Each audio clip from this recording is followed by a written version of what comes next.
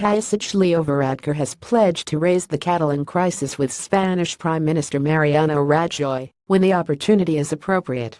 He said the violence on Sunday in Catalonia was disproportionate and counterproductive as the regional government attempted to hold a referendum on independence and dialogue was the only hope for resolution. But Mr. Varadkar said the referendum was illegal under Spanish law.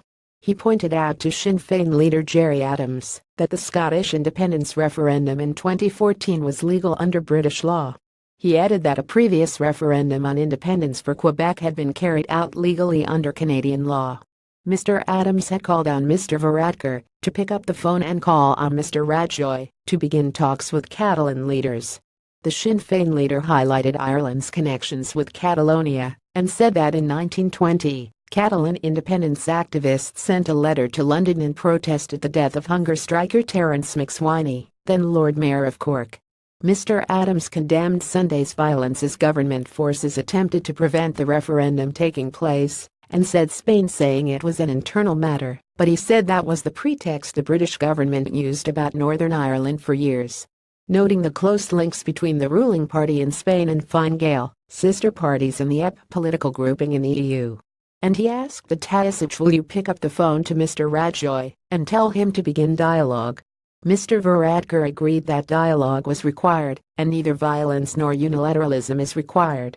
He said contacts will be made at official level, and, when the opportunity is appropriate, I will certainly discuss the matter with the Prime Minister, Mr. Rajoy. I have not yet had the chance to meet him on a monotone basis, but we have attended summits together, although he was not at the summit in Tallinn, presumably in anticipation of events that were unfolding in Catalonia. But Mr. Varadkar said the referendum did not happen under Spanish law or within the constitutional legal framework of Spain. As a member state of the European Union, we respect the law, the constitution and the territorial integrity of Spain as another member state. If a referendum in Catalonia took place within the country's legal and constitutional framework, I imagine there would be a very high turnout, and it would be considered to be democratically legitimate.